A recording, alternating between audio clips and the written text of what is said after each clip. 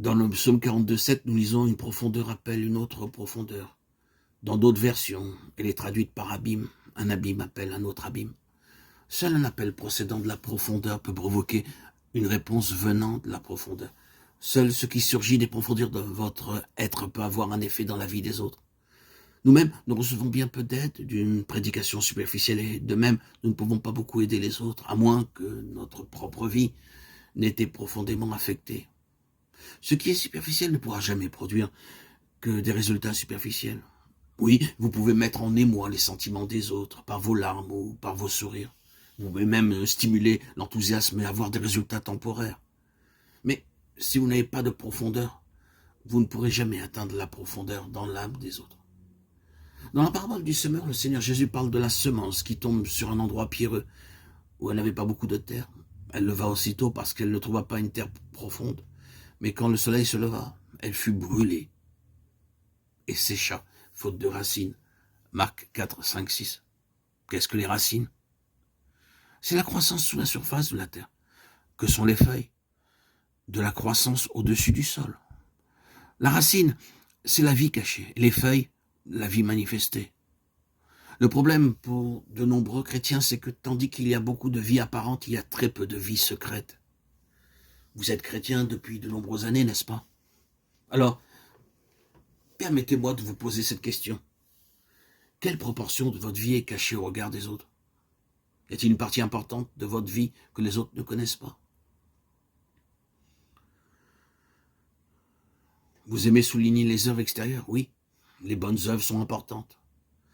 Mais en dehors de ce qui est extériorisé sur ce versant de votre vie, quelle est la vie qui demeure cachée? Si toute votre vie spirituelle est exposée, alors toute votre croissance est externe.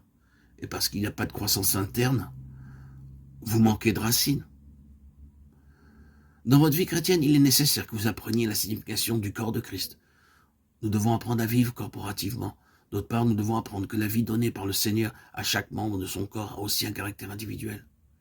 Cette mesure qui nous a été accordée personnellement par lui doit être préservée autrement. Elle perdra son caractère spécifique et ne pourra être d'aucune utilité pour le Seigneur.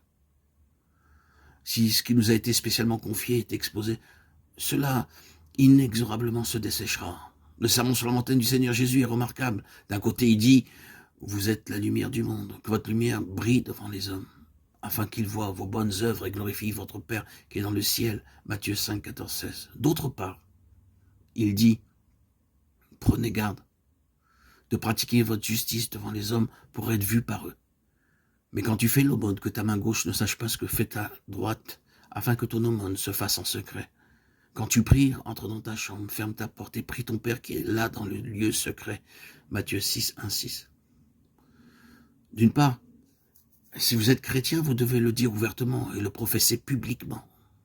D'autre part, il y a des vertus chrétiennes que vous devez préserver du regard des autres. Le chrétien qui affiche toutes ses vertus n'a pas de profondeur à cause de son manque de racines. Il ne peut pas résister au jour de l'épreuve et de la tentation.